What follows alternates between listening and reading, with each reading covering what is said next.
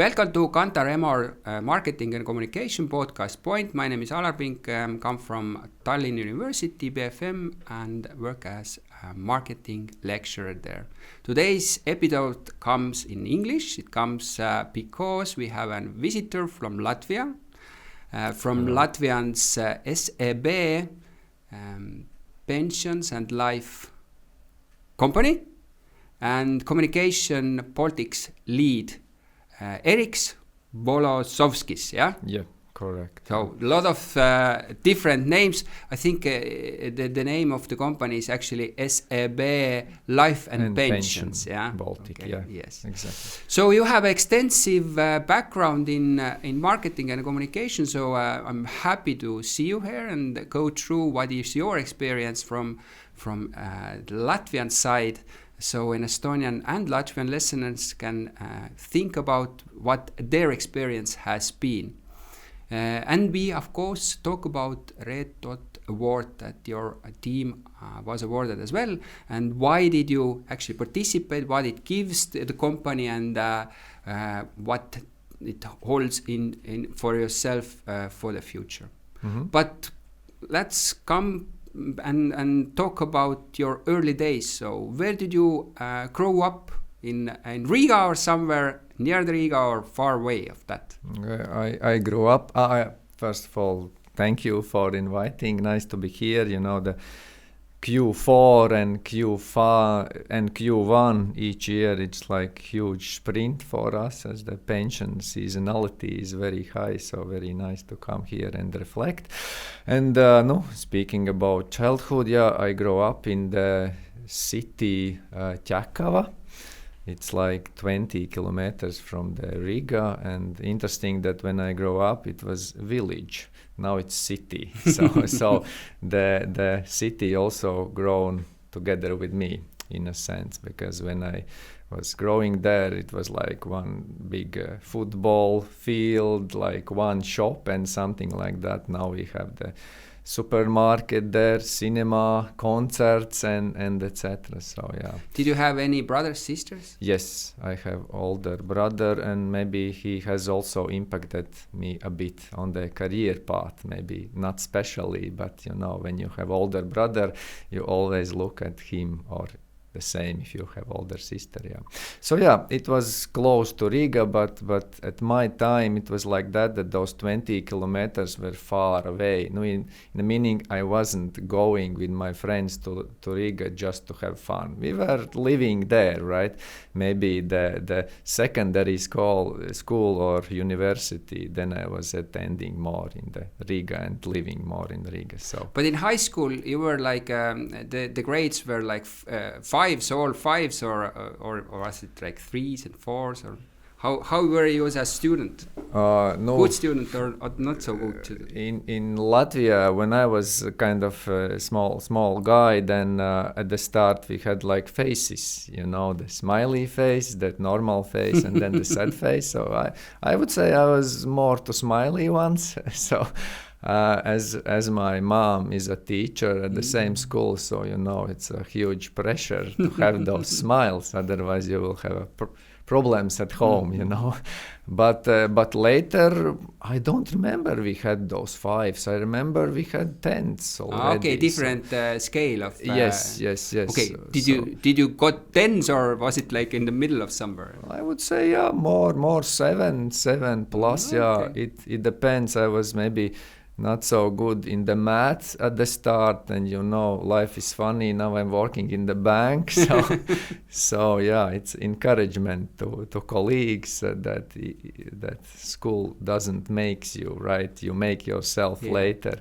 And but I was pretty strong in the, you know, literature, language, and humanities. Yes. So at the end of the high school, did you know exactly where you wanted to attend that you wanted to go to university, and what did you wanted to learn? Do you know? Did you know? I would say approximately grade 11 could be when I kind of understood. No, I like to imagine. I think that's when you imagine what you would do, and then you kind of assess your feeling, evaluate your feeling, how you feel about that. And then I understood that my way is political sciences. So where this interest came from? Did you teacher? had a teacher? I suppose maybe the teacher, yeah. And then I kind of realized that when I look kind of, I don't know, TV shows about some kind of things that happens in politics, I'm kind of the kid, but I'm still looking at that. So I think this, to understand the context, the narratives, that was in me a long time ago. So I thought maybe politics would be interesting for me. So I kind of, on grade 11, I understood that's kind of field of interest, and I was also participating in this Olympiadium about that topic. I suppose. So you attended Riga's University and started to learn about political sciences, yeah? Yes, basically I have bachelor in political science and also I have master in political science. That's my first education. After years I studied more closer to the marketing, but I started as the politics, yeah. So, and that's also maybe a connection why I chose the communication afterwards as my, professional field, because we were in that building, if I remember correctly, level 3rd or 2nd, and one stage up was communications. So I suppose it's also gave me a connection, because we had 3 types of courses we should kind of choose. A was mandatory and B was like voluntary. You can choose what you want, and then we also have a C where you can choose, biology or physics something like that. And I was taking those communication courses. I suppose that was this good working combination, my kind of knowledge about context, about philosophy, sociology, politics, also political campaigning. For example, we had lecturers who were visiting US during the elections. They came back and explained how elections marketing work. That was so cool, so interesting. And then I kind of put together this communication field, and I suppose that's the part I'm doing all the time. For example, now I'm kind of communication person, but I think my level about financial markets are a bit above average, in a sense that I suppose I could be also the investment fund manager, not so good fund managers as we have in SEB, but maybe also not the worst ones, because I like to have this context. I think it helps to formulate the narratives and etc. It's not like marketing numbers, marketing trends. You should combine it together. What happens around geopolitics, financial market, industry, and etc. Yeah. When you started to study in university, how long it took you to go to work? Was it in the first or the second or the third year already? I started to work in first semester. Already? Yeah, but that was not the communications. I worked in the Central Statistical Bureau. And you did what as a job? It was unique position. I was the only one and the best fax operator in the company. So yeah, but that was a great position, because everybody came to me. So you can speak with everyone, and each topic, what's going on. So yeah, I started as a fax operator. What was the next move in job area? Next move from fax operator was PR. So it was in the same place, or the... No, totally different. Yeah, it was like agency. So yeah, I kind of as I was studying politics, so I had the time, so I worked as this fax operator, and then I realized it's kind of my graduation is coming soon, so I should do something more and bigger. I will have more time and etc. And then it was also kind of partly accident, not like purpose, but then I joined one small PR agency where kind of my marketing career started. Yeah. What was your responsibilities there? What did you do there? I think as all of us who start, I was more like assistant, and then I was like also doing some kind of projects. I still remember this project was about youth health. So I was responsible for the web page content creation, so the youth understands the health topic. So I still remember I was calling the doctors and asking their opinion, and I was revealing some kind of concepts and terminology. It was time when there was no internet, was not normal thing, right? Google was not so good as it is now, and there were no AI tools what to ask. So it was like handmade. You call and then you ask, what is this disease? What is this disease? And then how to tell it, in the more interesting way. So yeah. Did you like the agency vibe? Was it different from statistical environment? Yes, of course, it was very different, but at the same time, it was very a small company in a sense. Yeah, it was more like praxis, I would say. Just to touch a bit. So and then I kind of joined the very huge PR agency. At that time it was top 3 or maybe what's even the name top Media Utils. It's like Media Bridge.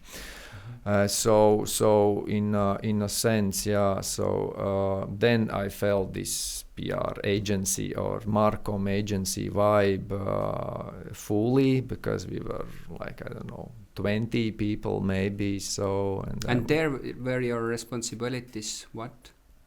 I started as youngest project manager, right? And then I grew to the normal project manager. I was working there for a couple of years. Mostly I was working with transportation. I had one company who gave transport services, a lot of kind of communication. So it was like media relationship, events, also the web pages. So I was always kind of close to this web thing as well. And the second industry I was much more involved was real estate.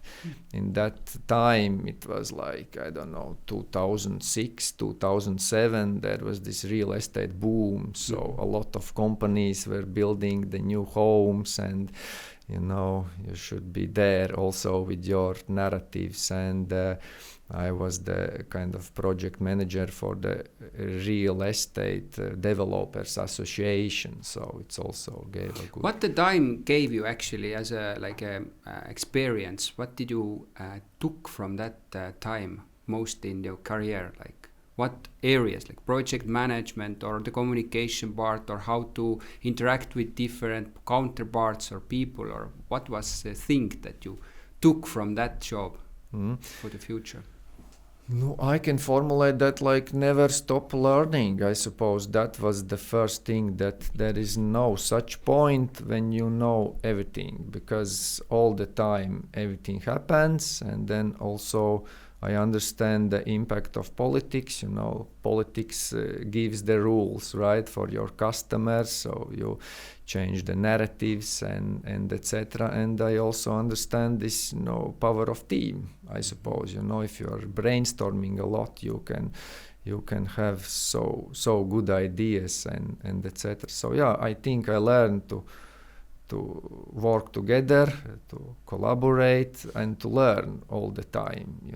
That I think I'm still doing that. There are a lot of people who starts in agency and stays in agency because it's a different vibe there, yeah. But you didn't stay there. You went to the client side, yeah. Yes, I was. Yeah, after the PR agency, I went to the building materials company as a marketing project How manager. did this came up? Was it like some ad somewhere they are looking, or somebody talked to you that they are looking, or how it? I think maybe PR field was maybe a bit narrow for me. That could be maybe the sense, because you are working with the same customers, same clients in a sense, and it's like a bit maybe routine, and then I suppose it also kind of went together that I was finishing my bachelor thesis, so then I also thought that maybe I should try something different, and then I received a place in the big marketing team of the building materials. We were 8 people there, And the responsibilities were? I was responsible for the branding and marketing of one of the sub-brands, because it was very big company at that time with different branding, like for like pure retail, like business to business, business to customer, shops, like special shops for the ones who loves color or Santechnics or etc. And I was responsible for the building material company with the name like Master, in the rough translation in English. Basically the first focused marketing job, after a communication part in an agency. Did you like to focus to some part, or was it like too narrow also, or how it was as an experience for you to focus on one brand, on one activities, versus if you compare it to the agency, which is, you said you have different fields that you were also responsible then? No, I think maybe the focus was more in the building material industry, but if we speak about marketing topics, it was much more wider than PR, because we were making ads, we were still working with PR, internal communication came in a lot, and visiting the shop, this merchandise thing, some kind of cooperation with the partners. Just to make some kind of common activities with the producers of, colors or Santechnics or something like that. So I think it widened very much my experience. So in the marketing field. And after that, where did you went? Somebody approached, or you looked for a new job? What field? After the marketing experience, I joined the advertising agency. The level of the agency, was it like also one of top agencies? Or no, it was small. It was small. I just knew the owner of the agency, and he invited me there. And then I was like, I started as a project manager, but then I ended up as a CEO of this small advertising agency. So you took responsible of guiding the agency itself. So how this difference from if you are just a project manager? What was the skill set you needed to do in order to do that? Expectations, of course, much more higher. In a sense, you need to think not only about your job and what you are doing, what you are delivering. You need to think about invoices, stuff, motivation, such managerial things, also the premises and renovation of premises and that kind of things. So how big the agency was? How many people there was working? It was less than 10. It's a quite comfortable size to be guiding. And how many years did you? Approximately 2 years. It was very intense kind of work, and new skill set came in. It was like sales in a sense, right? If you are just the project manager, then you receive a call from your CEO. from now on you will work with customer X, right? If you are a CEO, you need to find this X, Y, Z, A, B, C, and another customer. So it was maybe a different kind of experience, a little bit of branding, a little bit of publicity in some kind of dedicated marketing journals and etc. Just to be more visible in a sense. So it was kind of interesting experience also to understand this. I don't know how much you can ask, how much customers will pay for that, and etc. So I think that was also How good. old were you at that point when you became a CEO? 26 maybe.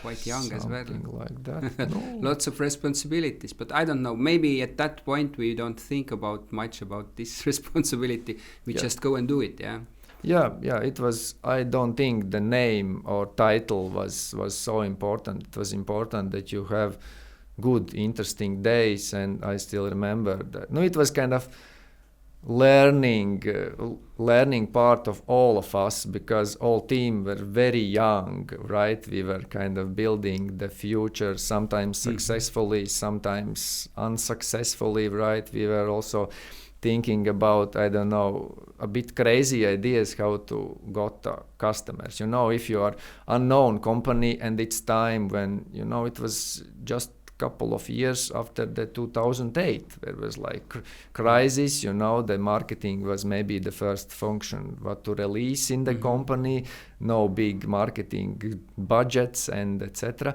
Then I still remember we kind of one time we decided to get new customers by sending them love letters. Right? Love letters.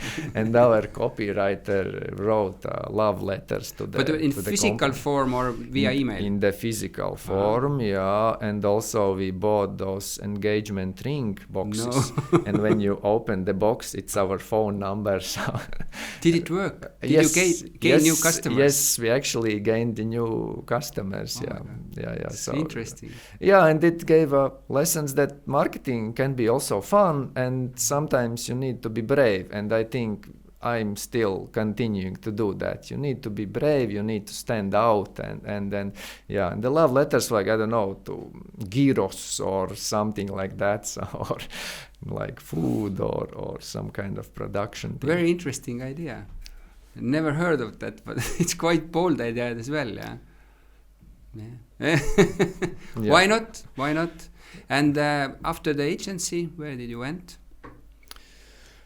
After the agency, I started to work in the bank, but another bank, not in SEB, but and that's also kind of a bit coincidence, because I suppose the life is connected in a sense. You do one thing, then you meet some kind of person, and then you are invited to do something different, right? And also here we were making one sport event and searching for sponsors, because it was one of the directions we were working with when I was in this advertising agency. We were also organizing events, like, I don't know, we had a fairy tale afternoon, right, when we were inviting all parents and kids to come to one garden, when the fairy tales will be kind of written and listen and etc. And then we were searching for sponsors. Then we had also a sport event, running event, and then we kind of received one offer that one bank's insurance kind of brand wanted to be a sponsor, and then, like, word by word, I had a good relationship with the CEO of this company, and then at what point he invited me and asked, maybe you want to work with me. What was the position there in the bank? Marketing manager, I suppose. It was not like pure bank, it was also more like insurance part of also like life insurance, basically. trauma insurance and etc. Yeah. And then I was kind of starting to work in the corporate environment. This was also Is it like it was Latvian owned or international company? It was Latvian, yeah. It was pure Latvian, yeah. So you didn't have any prior experience with life insurance sales. It's a quite difficult product actually, yeah. So how when you went in, you didn't have to do a new product right away, yeah, to come up with new products because there were already products there, yeah.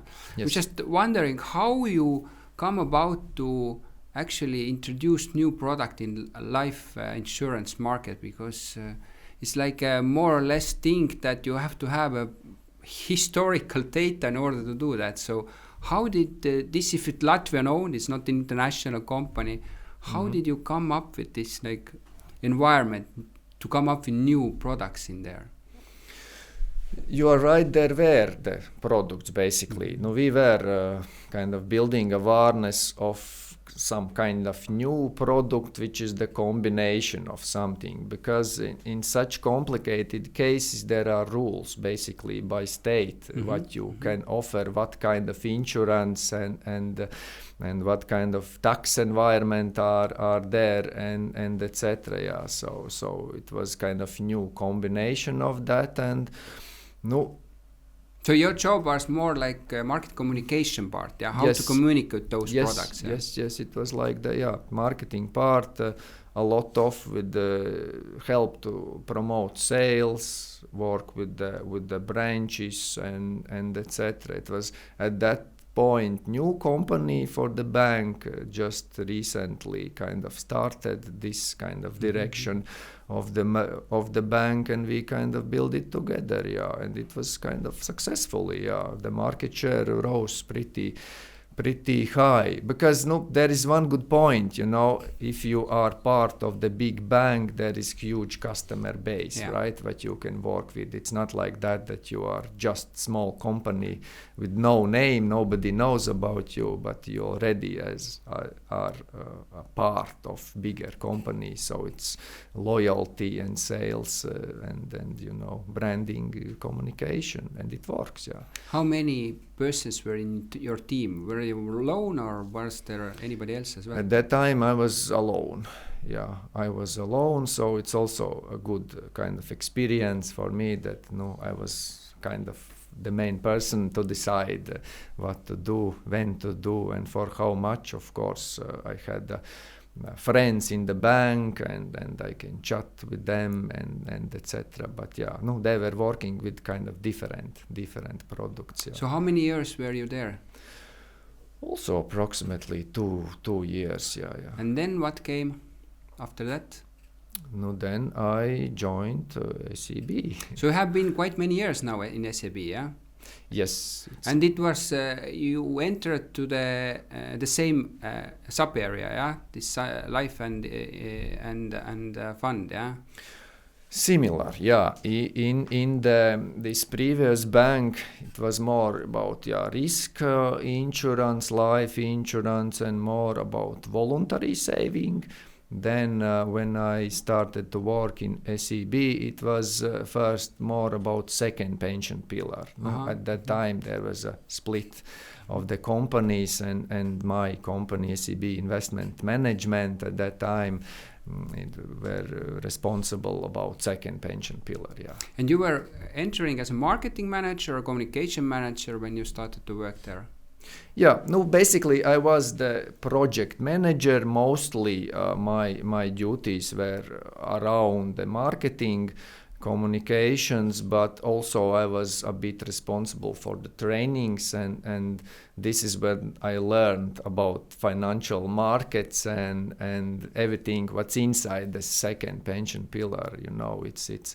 It's not like that you advertise just some kind of product, in details, and then you go to branches and actually kind of teach them, what kind of narratives to say to the customers, what's inside, what are the most frequently asked questions and stoppers to buy, and some kind of rumors or myths in society. And it was very, very fast school. I still remember when I started to work there, I don't know, after a week I should give a presentation with some kind of graphs, and I was like, what's that, you know? And then it's like very, very fast learning, and I think that's also maybe the key on the lessons learned for me, that simplicity works, right? And it's not like that if you don't know all details that you can't manage, right? You just need to explain what you understand in very simple manner, and I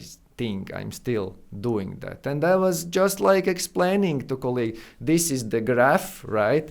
And I understand it as this and that, and it means this or that, right? I was not going in details and some kind of terminology and etc. So I think maybe that was the key.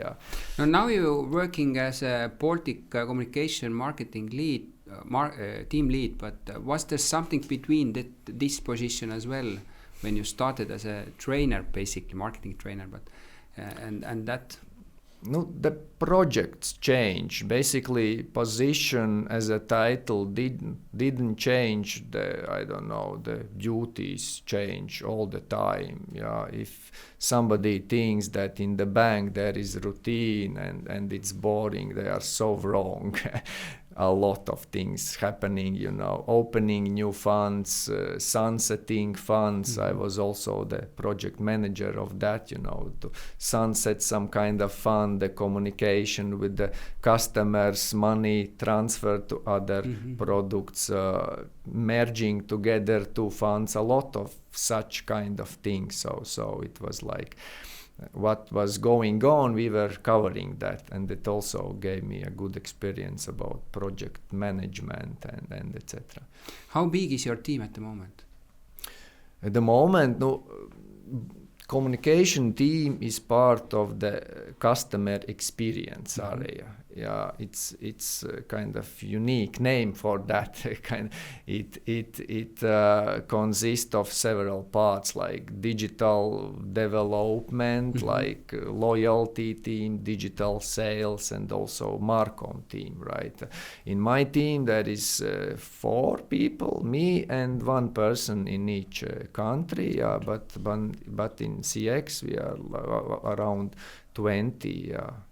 How many times you have to visit like Estonia and Lithuania? Is it like monthly, several times, or just one time 1 month, or how frequent your travel is? Physical traveling is couple times per year, but it's not so much. So I'm lucky to have you here. Yeah? Yes. But no, of course, it's kind of daily relationship with my teammates in Estonia and stakeholders. So my working language is English, like 95% of my time, and yeah. So. Do you feel that Latvia is different how it conducts business than in Lithuania or Estonia? Is it similar for you? It doesn't matter where the person is like sitting. No? Do you feel different or culture backgrounds? Is there any like difference from your point of view or not? More or less we are very similar. No, maybe there are some kind of differences of what people like, or what kind of narratives you can use, or what kind of chat you can make around, right? No, for example, in Lithuania there's a lot of sports lover, for example, right? We have this rivalry in the basketball all the time, right? Latvia, Lithuania. A lot of games we had and etc. So yeah, it's more about chat, but yeah, I suppose also if we speak about challenges in the Baltic society about pension savings, there are more or less similar. We are in the same, this post-Soviet situation and the mindset where it is, and we need to work with that. So you're working with a difficult product because it's a long-term decision. Yeah, it's not just I'm going to the shop and I can change whenever I like the decision. Yeah? How do you actually market something that is so long-term commitment for the person? What type of like communication should you like do in order that the person is convinced this is right for me and I will choose now the different insurer or bank or whatever where the pension is? Yeah, you're right. No, pension could be the complicated product. No, but I want to look it from positive side. No, in a sense that I'm the guy who think that pension is the most exciting, thing what we could speak about, right? And pension examples is everywhere, and it's kind of topic we don't want to speak about, and I think this is my main task. I can retire in a moment where pension topic would be normal topic to speak with friends, with relatives, with colleagues, right? We are kind of eliminating this topic from our talks. We are speaking about traveling, about food, about kids' education, and etc., but not so much about future. So our main task is to prove that it's worth to speak about that, because if you will not, it will be not good for you, right? And Baltic societies are living in myths. We have made several surveys about that, and just to explain the environment, a lot of people in the Baltics think that they will work in retirement. That's one of the top excuses, right? Yeah, but up to what age they are thinking, like to 70, or what they are thinking, until what age they will retire actually? Very good question. I don't know. But if you have done surveys, what they are saying that? They are saying that they will work in retirement. But that's the question here, right? If we look at the European data at the moment, it's like maybe 6 healthy years. In the sense that you really feel strong, physical, right? And then life is life, then you become a bit weaker, and then imagine it's like you're 80 years old, and then each morning you are going to bus and to work, etc., because not that you want to, but you are forced to, because you don't have a good pension, right? But is it a different mindset for a physical job versus the mental job? That like we are coming to the office, it's not a physical job. Yeah, you can do it more longer, maybe if even your back is not so good. Yeah, it's like the people are thinking differently there and saying, I can work until I die, or the others think, okay, maybe my physical appearance is not holding up and I cannot go to work as long.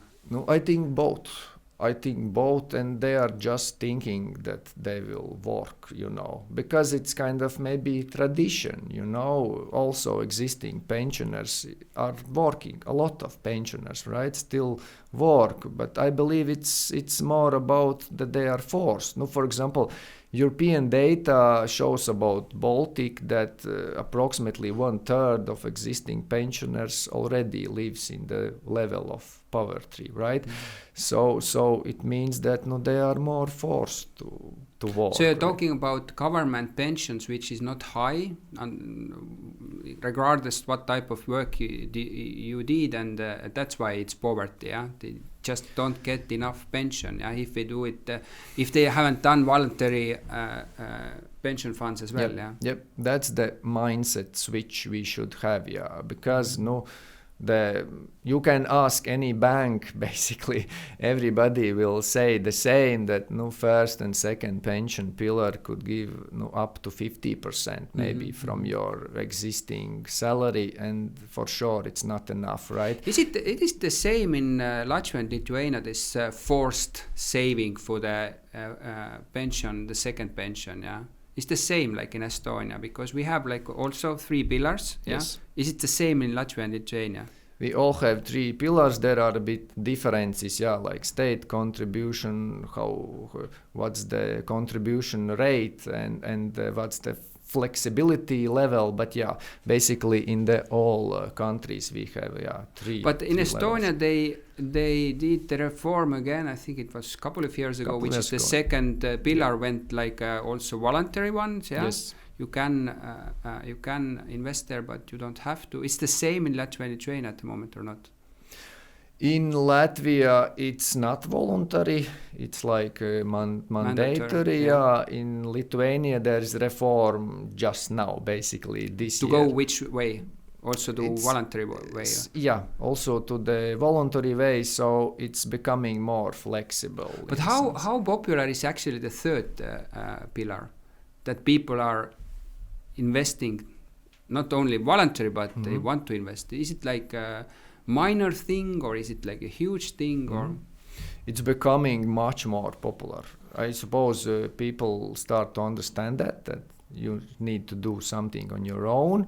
That's this mindset thinking. And also one more thing that helps a lot are corporate pensions, because also companies started to pay more and more. Yes. Also, for example, SEB pays for our pension. Some percentage from our salary goes to our third pension pillar funds, right? And there are a lot of companies who do that, and that's also the way how to ensure that, right? How to lead an example, because there are different kind of combinations. For example, some companies just give money as a bonus, just for motivation, right? Some companies give it like more like carrot. No, in a sense, if you save for yourself, we will pay also. If you are not saving, we will not pay for you, right? Different kind of combinations, and I would say that's very important part of this infrastructure, how to have a good pension. And more and more companies are doing it. What is the retirement age? I don't know. No, approximately 65. Is right? it the same for women and men? Yeah, at the moment. Yeah. 65. So I'm 50. And I don't even think about retiring soon. So this is the answer for you. It's the same for me. I don't think about it. Yeah. But how in the situation, if it's like people, if they are even younger, I think it's more like far away problem. They think how to communicate to those people in different maybe age groups that you have to invest, you have to think about your future in terms of pensions. What is the angle there? Try new angles and keep the narrative. I suppose that would be the main thing. No, like I told, pension should be normal topic what to discuss about, right? What you are doing, right? What's your result? What's your idea?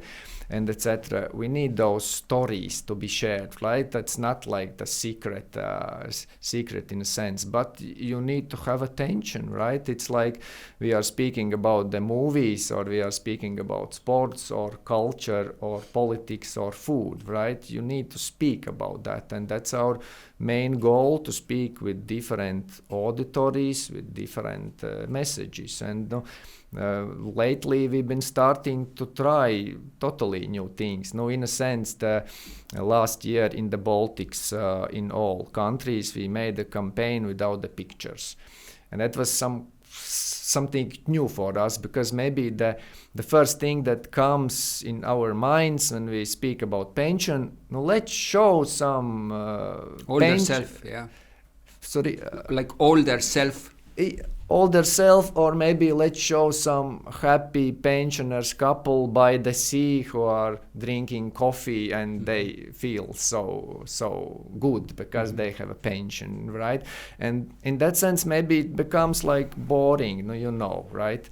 But we've been trying just to put out the text about myths, right? So the last year's campaign was about the myths. No, you will not want to work in retirement, right?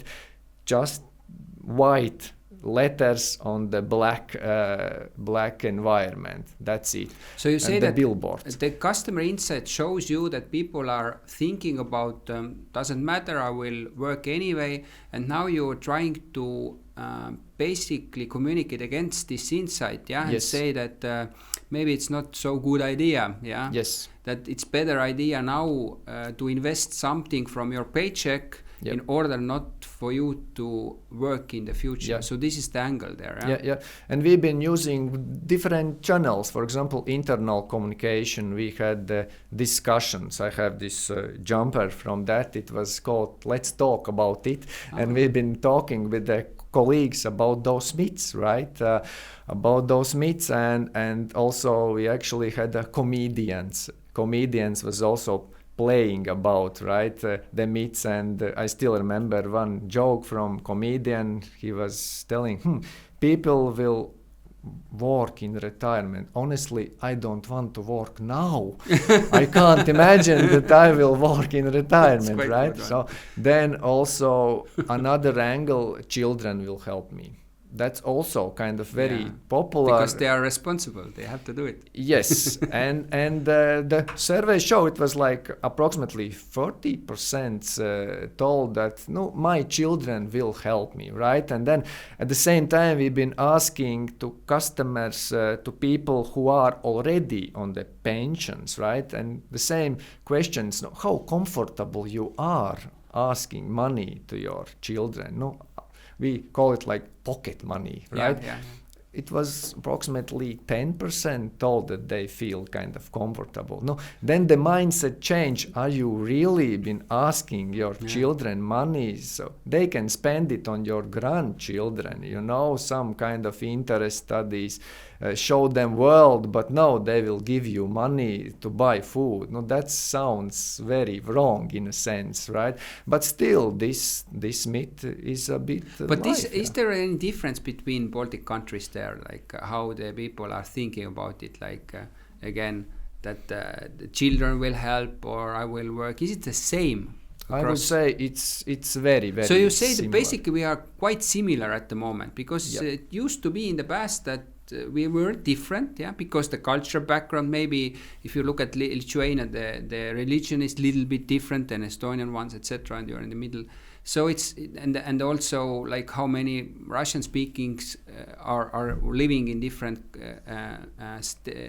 Baltic states. So it's a little bit different, but now we are thinking like in terms of how they're thinking of certain teams, it's quite similar, I would say if we speak about pension savings and investing, then we are kind of similar, because of course we are not touching in our marketing communication like religion or sports or something like that. But if maybe it's universal. Maybe it's not only the Baltic countries thinks that the same way. It's similar in all the regions, or it is. I can share some examples. Last year was a great traveling year for me, as we were attending a lot of award ceremonies, including Red Dot that you mentioned, and I was speaking with different kind of people, and I still remember the one person from France told that it's the same. So it's universal one. Yeah, he asked, do you think in France people know more about pensions than in Baltic? No.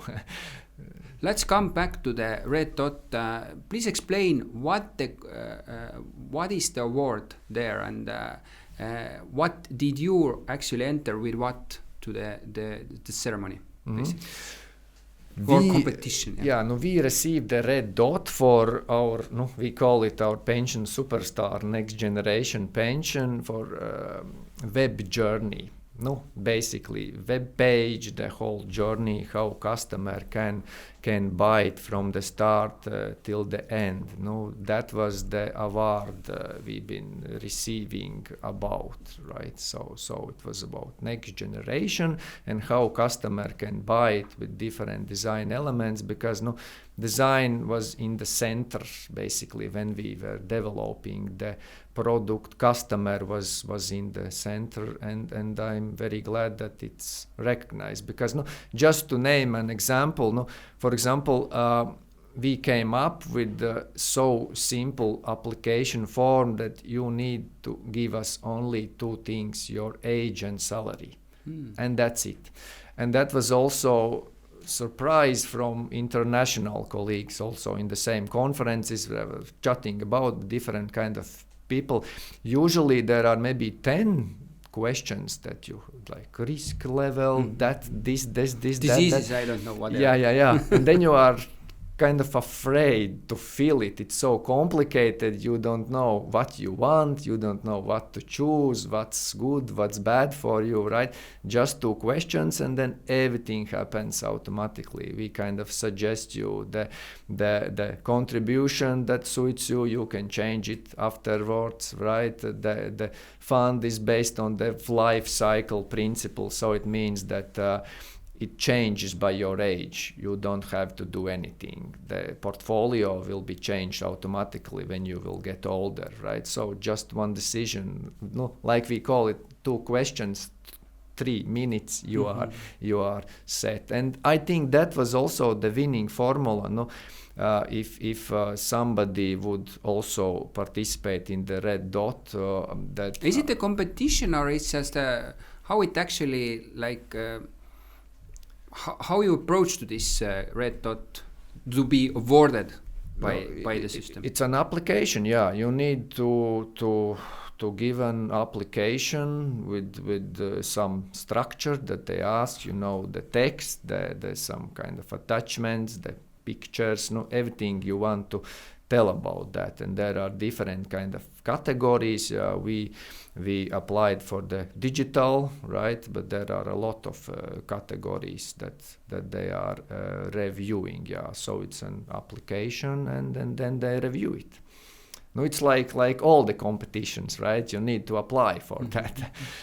So yeah, and then speaking about how to win that, I suppose 2 things. First, you need to have really good product. I suppose this next generation is really built on that. Like if you put customer and design in the center, that's the key, right? So basically talk about service design type of thing, yeah? How the service is designed so that the person who enters the service or I don't know, even has an application to understand what is going on there, end up in becoming a client. Yeah. It's all the service, how it's designed. Yeah. We call it journey, basically. Yeah. Customer journey, yeah. So that's the first thing. And second thing, I think context is very, very important. It's not like that you advertise some kind of good, pension is much more complicated, and big part of the application I wrote about the context, right? About the situation that we are not saving. Like according to surveys all around, there are approximately 80 people who do not save voluntarily. So they are living in those myths, right? Like we spoke about the children, the work, I will have business. That's also one of the myths. And it's a bit funny if you don't have a business now, but in the pension you will have the business, right? So yeah, and I was explaining that whole industry have been trying to do a lot. You name yourself as an example, right? You are not thinking about that, but there is something. Yeah, I know in the back of the head, and of course I have the first and the second and the third one as well, yeah. But maybe I will not invest heavily on the third one, yeah. So it's still out there in my back of my mind. I know that it's important, but it's not as important as the life at the moment. Yeah. You're a good example. There is something, maybe you need it, maybe not. So in that sense, industry in the Baltics have tried different kind of ways, right? With different ads, PR, press conferences, influencers, a lot to reach the customers, but not so successfully, right? So maybe it's also about the design and about the journeys, right? And therefore we created the one that simplifies it, that it's eliminate all the obstacles, right? Just do it. And also afterwards you can stop it like any time, right? And also we've been developed the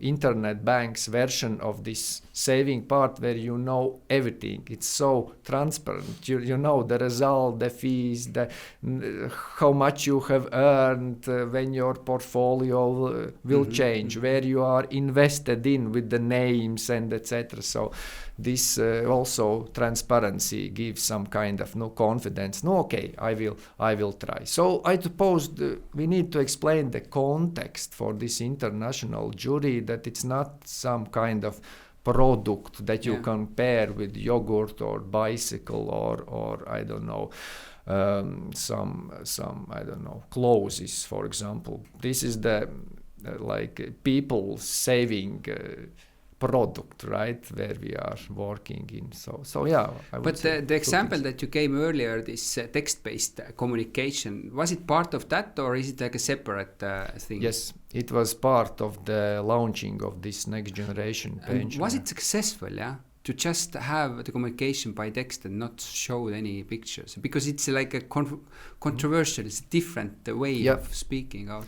Was it successful? It was different. No, we can measure success after some time, yeah. No, like in two ways. One was what people talk about that. Did they remember it? Yeah? Yes, and it was noticed also. No, for example, the guy Reinis who made this concept from the agency, like he usually puts his work in the social media, and there were a lot of comments. Whoa, that's something cool. That's something new. That attracts attention, and there were discussions. So it means it was ad that was discussed in the social media, and that's a dream for us, right?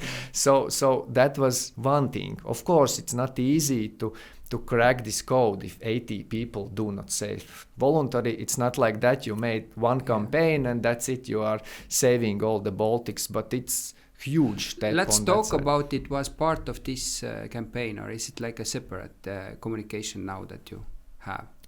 You have this. Let's talk about it.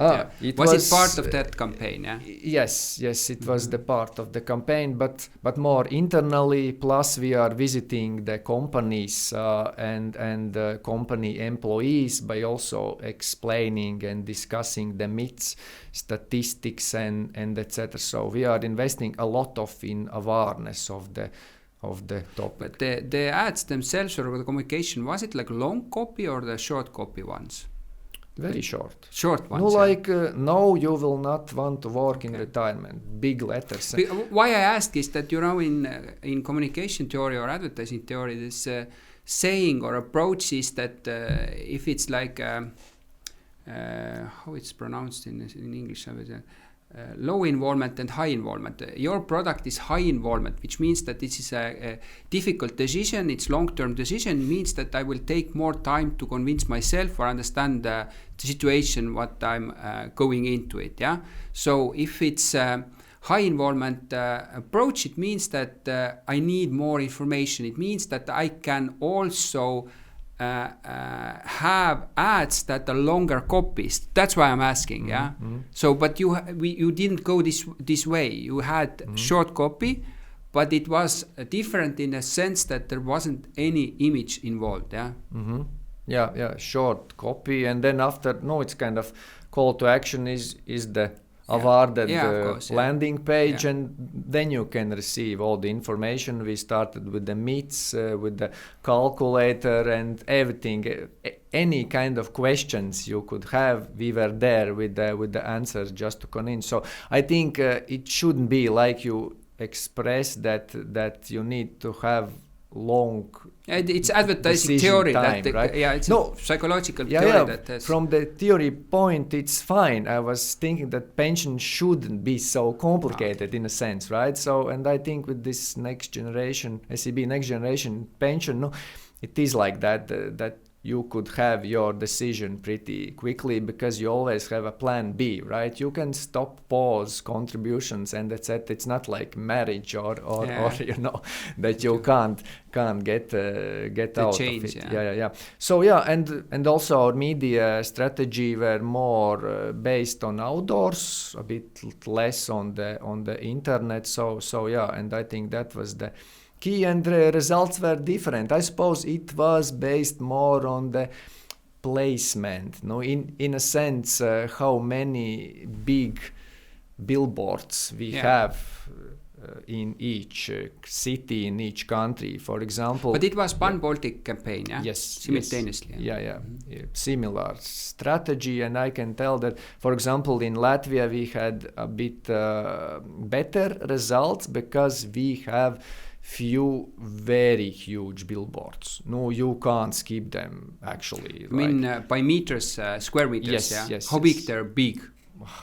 I can't give you exact sizes, but no, you can see like, I don't know, maybe kilometer wide. But it's not a LED one, like technology wise. It's like it's a the banner. Physical. Yeah. It's the physical one. Yeah. So it's huge. No, actually huge. Like, I don't know, 5-stage building and all the building. And yeah, we have couple of them. There is no such huge places, for example, in Vilnius or in Tallinn. So it makes a bit different. So if you want to be bold with the text, I suppose you also need this bold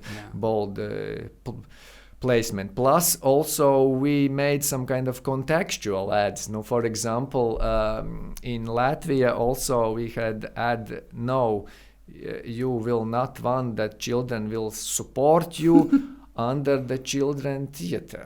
So basically it's directly aimed to the parents, right? So this was also the kind of part of our strategy. So yeah, no, that was the last year. This year we are speaking with the memes or GIFs, right?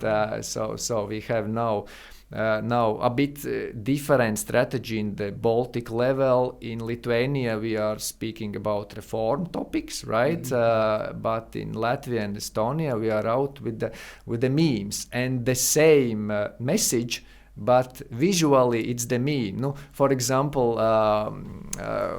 like, I don't know, one man is sitting in the car and then nodding like, no, in the meaning that no, I will not let my children to support me in retirement, right? No, in a sense. So the message, the narrative is the same, but we are showing it in different angle. Then we have also like 2 dancing ladies, and the text says me and you, because we started to save timely for pension. Then we have a guy in the office that say no. How many memes will you have in one campaign? 6. And they are the same in Latvia and Lithuania? Yes. Latvia and Estonia? Yes, in this sense it's the same, yeah. It was like more efficiently to make the same.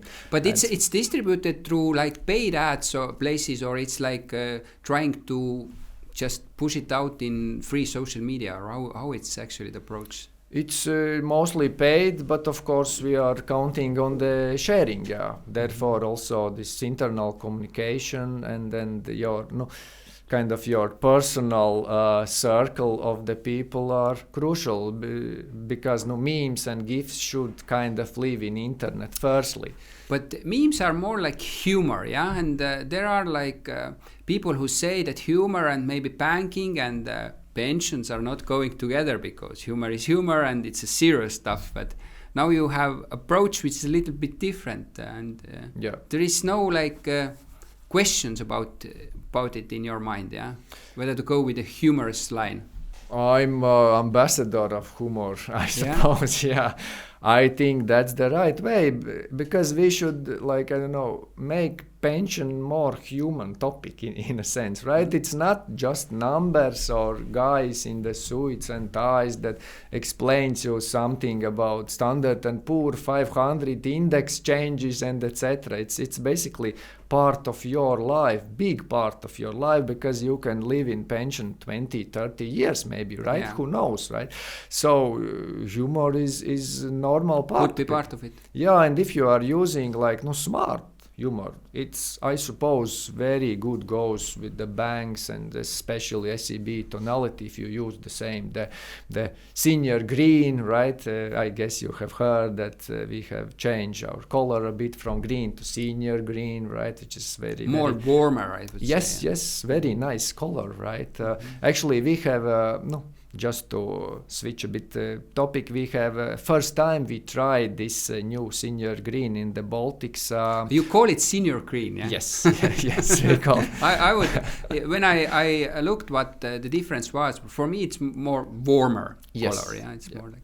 it's also older because this color is very, very old. It's not like invented, right? Yeah, but yeah, and we tried this color first in Lithuania last year campaign, and we put it on the bus, right? And it was just one bus, just to experiment, and it received pretty good recognition in the after campaign survey, considering that it was just one bus. So I think people like this color, and it's a winning move to change it. But then turning back to the humor, I suppose you also maybe remember that one of the German banks had that here is like the punk German style, So it's nothing new that bank used the humor, and I think the responses are different. There are people in the comments that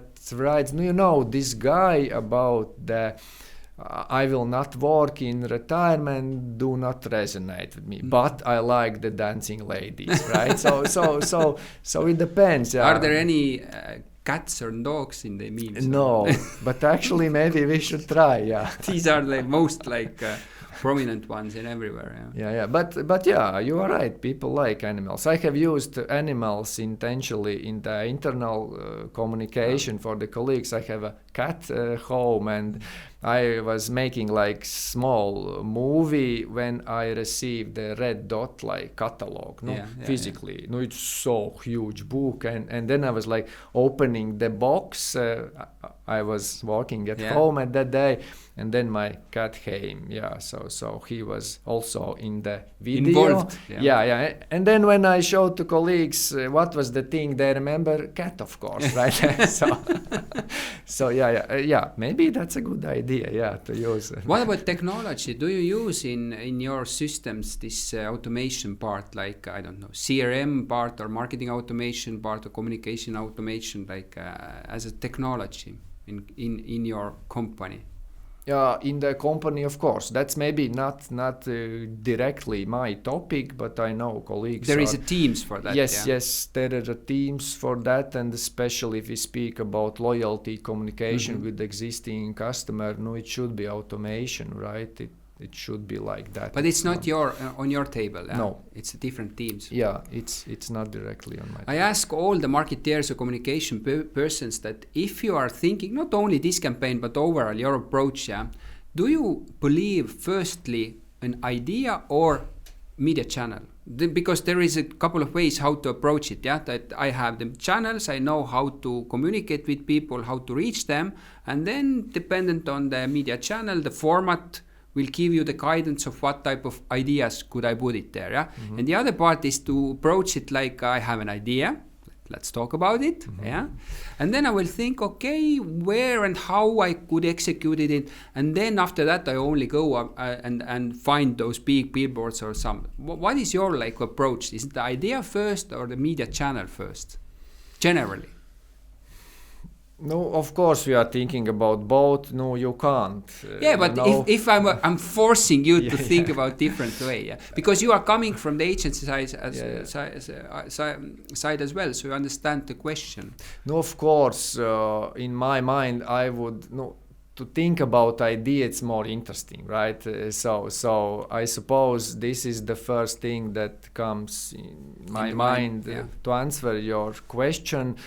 To work on some kind of engaging idea, that's maybe in more cases our starting point. Sometimes maybe it's also the channel is the starting point. For example, that if the bank in general in SEB decides that our media strategy are based mostly on this channel, so it means that also this story should be told exactly in this channel. No, for example, the outdoors last year, right? So we could have an idea, let's make a video ad, but we have outdoors, right? So but the question comes basically from historically we had agency of record, whether it's creative agency or media agency, and for a lot of big companies, the agency of record who's responsible for the main strategy is actually media agency, because involves a lot of budgets, that is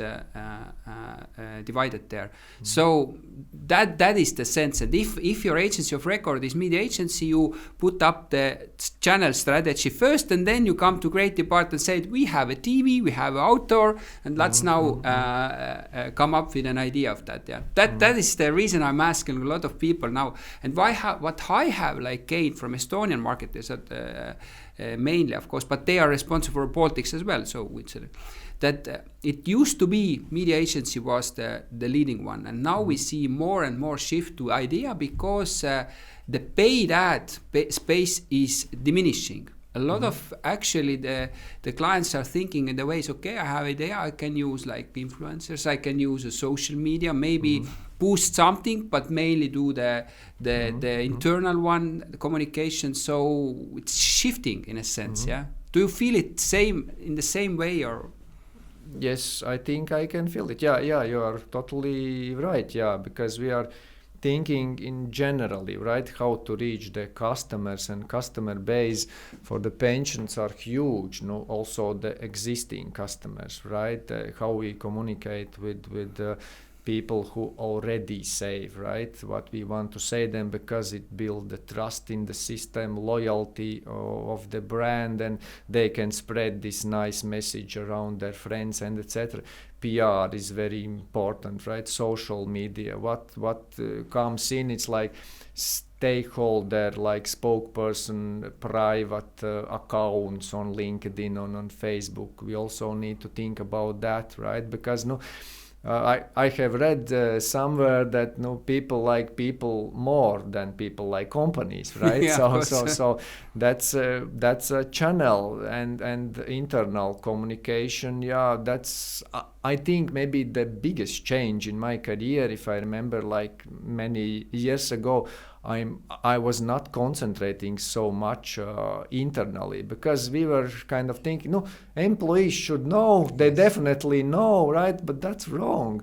I think we need to firstly to communicate with them, and then secondly go outside. They should go out with the same narrative as are on the ads, not like that they don't understand it. So in SEB we are doing a lot of that. If we speak about the SIP, 3 pockets like savings, investments and pensions, we have investment games, for example, special investment days where employees can come and ask the questions. We have morning discussions, including the bank's management board comes and also explains. So I think we've been investing a lot of time and effort, and we see the result, right? Also colleagues started to say more, and that's a good example. It means that they will tell their friends, their families, relatives, right?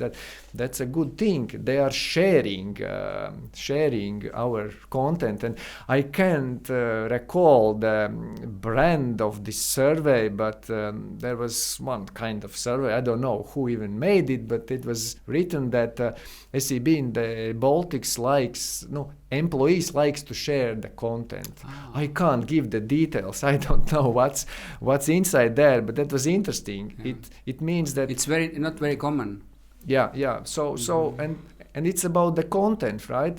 So media strategy, of course, it's crucial, right? There is knowledge. Surveys there and etc. But no, we should have a good content, right? People should think about that. And also, as an example, actually we have 7 memes, GIFs, right?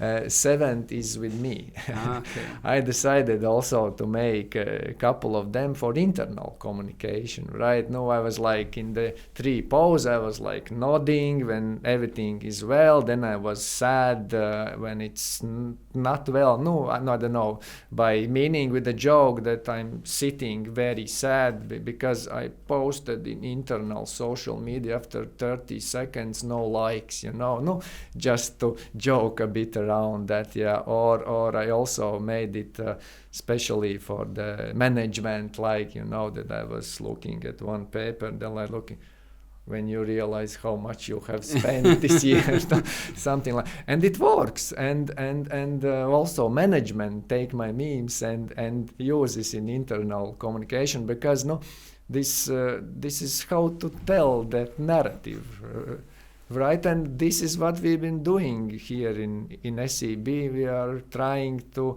get the pension on the table, in the kitchen, and on the stages. And I think that's also part of our success, because we were competing not only in red dot and that kind of marketing, design, communication. We were competing also in fintechs. Imagine pension and fintechs in one sentence, basically, because we promoted our next generation pension as fintech technology based on what's inside there, based on the process, right? How the fintechs think. And we were there, and in 2 competitions, European Fintech Festival and Global Fintech Festival, we was in the top 3, and we kind of stepping on the stage. So pensions are fintech now, right? 2025, starting from that, and that's, I think, the task of the marketing. I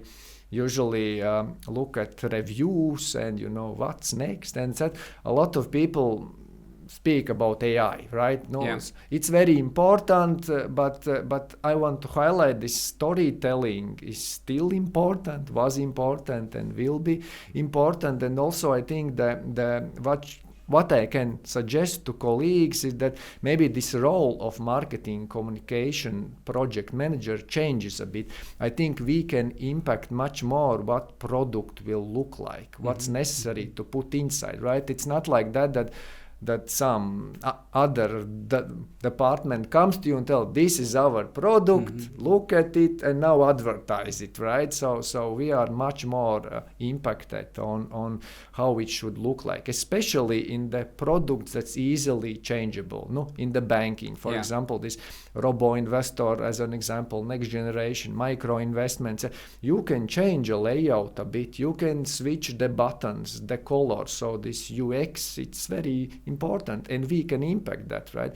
And second thing is, I think we need to brag more about our work, right? We should help our work to be more recognized. So if you have outdoors campaign, go and make a picture.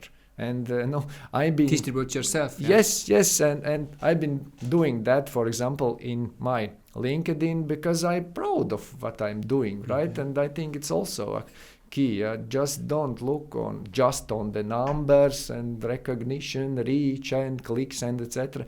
Go on the streets, go on the cinemas, right? Watch the television ad, record the radio ad, spread it, and etc. So I think that's our task, because if not marketing people could change the world, that who can, right? So it's all about the communication. We talked about the media channels, like outdoor channel, and you already touched the social media as well.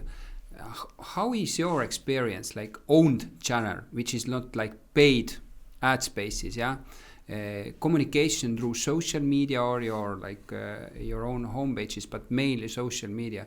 Is it something that comes more and more into your table and you use it more and more? Not your personal gain, from more of a gain of the company.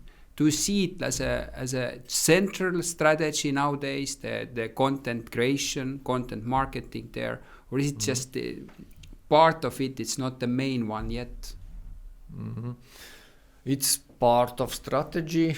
I don't think it's main strategy, but I think the importance of own social media accounts, of course, increases. But there are, many points, right? You need to have followers, you need to have content, you need to have this shareability. So I suppose, it's the message, right? And it's important. But why it's not main? Is it like, because you said it's quite difficult to build it up? Yeah, it needs a lot of time and a lot of investment. But is it like, why we are using so much like paid spaces is because of the reach, so that we can buy the reach suddenly, And the other way, it's much more like time consuming, or Yeah, what do you think? it's good. It's more time consuming, so I think that's the right direction. Yeah, no. Imagine, no, like we spoke minutes ago, no, people like people more, right? Yeah. So they want to follow people, they want to follow influencers, get something new, and also if you are using another channels, you can maybe go further. No, in a sense, you have corporate identity in your social media account. You will put something that's according to your identity, coloring. We will do this, but we will not do that, right? If we are using other channels, or we are using the spokesperson's personal accounts, employees' personal accounts that share your content, you can go further. You can be maybe. But do you feel like I have blamed in my mind, like in the field of, you mentioned the CVI, like corporate visual identity, yeah, that it has to be quite strict. There is colors, there is fonts, etc., framing. That in this like scenario, like let's say like in TikTok or I don't know, Instagram Reels or something like that, that it could be more like free, I would say, like dynamic type of CVI. It's not so strict anymore. Can it be? Or in the banking sector, it should be more like a strict one, the corporate visual identity, the identity itself. No, tonality, branding, no, that's very important, right? From the each brand, and I suppose, no, we can make a comparison with the music. Like, no, if you hear the first chords, you know it's Coldplay, you know it's Beatles, you know it's Metallica, right? So we need to give this feeling. And also, as an example, this is what we get from one marketing professional about our memes. Hey, that's nice, you had humor, but you still kept this tonality. I recognize that it's SEB also without a logo, in a sense. So I think that's the. But in memes, goal what here. type of identity elements were there present, or is there present at the moment? No, coloring, logo, font, of course. Okay, so some of the things are still there. Yes. Of course, yeah. About the influencers, you mentioned a couple of times. Do you believe this is a good communication channel to use an influencer? And there are some restrictions in financial services communication. Yeah, you know, the debate is in Estonia as well, what they are able to say or what they can say about investing and etc. Talking about the topic, and I guess it's the same in Latvia and Lithuania. In Estonia, it's a bit stricter. Yeah, you are also a bit stricter on what should we say, you know, in the ads. Financial. By the way, I have never thought about in Latvia and Lithuania. Do you have also advertising law? Yeah.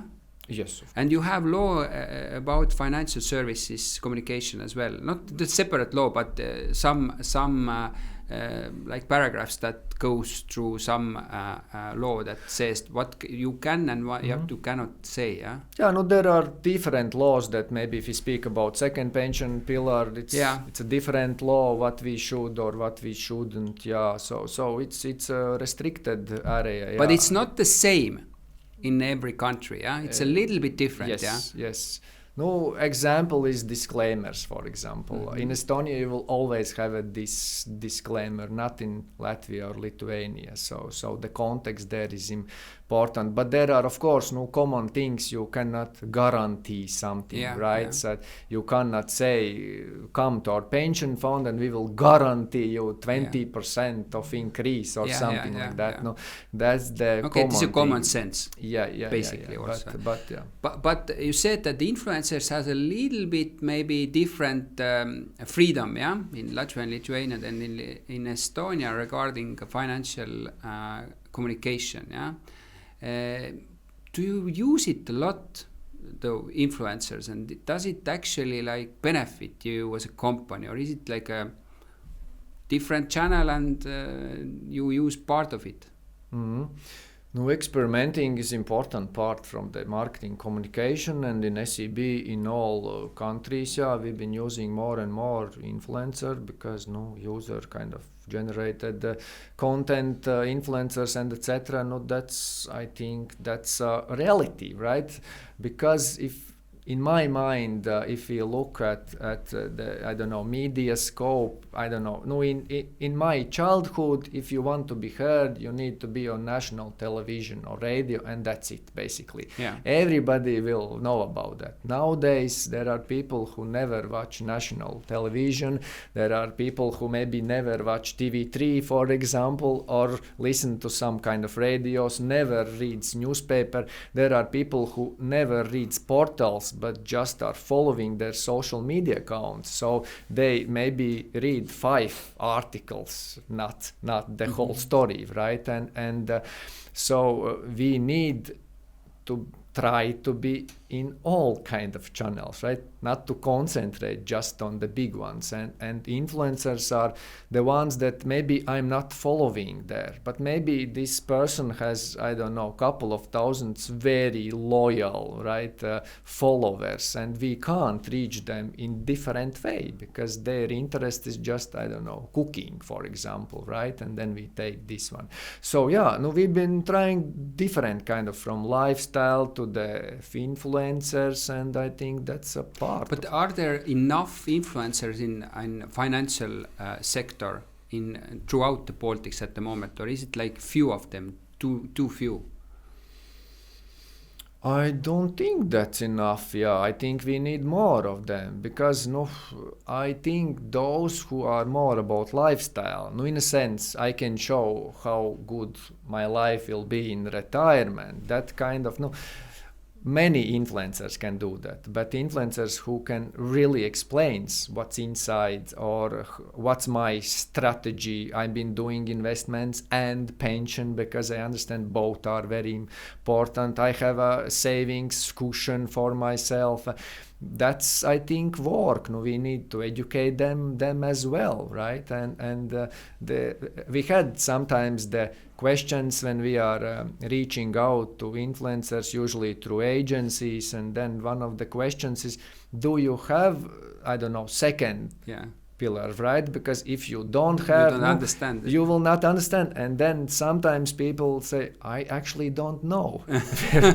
So I will check, right? Yeah. So I think it's the common awareness, right? The influencers are people just like us, right? We have something and we don't have something, right? So yeah, that's important part, and we've been trying different kind of things. No, I don't know. In SEB, we had like discussions with some celebrities on the coach, no, like seance as a psychotherapist, where you express your kind of relationship with the money. So they were sleeping, camera on them, right? So and that was also, I think, successfully. People talk about that, people share about that, and we should have a content that people would love to share. It's like we share something. Yeah. I gave you some examples, right? Yeah. So the same should happen in the social media, because I like to think that marketing communication is like social media manager mindset, in a sense that you need to think about not maybe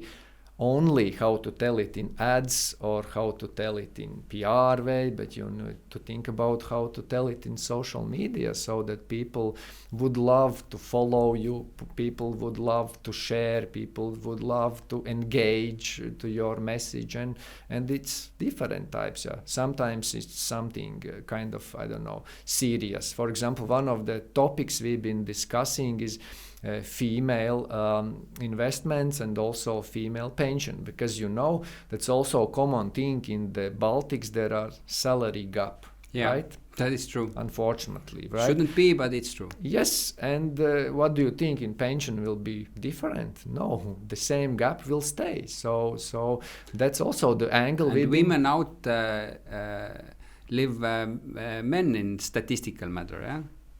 They are living longer. Yeah, Yeah. Unfortunately. And they are good savers in a sense. Yeah, no, just to generalize, like female like to save more, but males are more interested to pay bigger sums in a sense. The same about the risk insurance, life traumas and etc. So no, yeah, that's for example like serious topic, right? What we want to resonate, so it's shared, so that I don't know, guys speak with the females and tell, hey, no, maybe you should save and etc. So no. You mentioned experimenting, yeah, as a term. Very interesting. And in marketing, we should do it more, yeah. How do you go about, again, financial sector, I would say traditional, conservative sector, and you come up with, okay, we have to experiment. Why? What are you talking about? How much can you actually experiment in marketing terms there in this sector?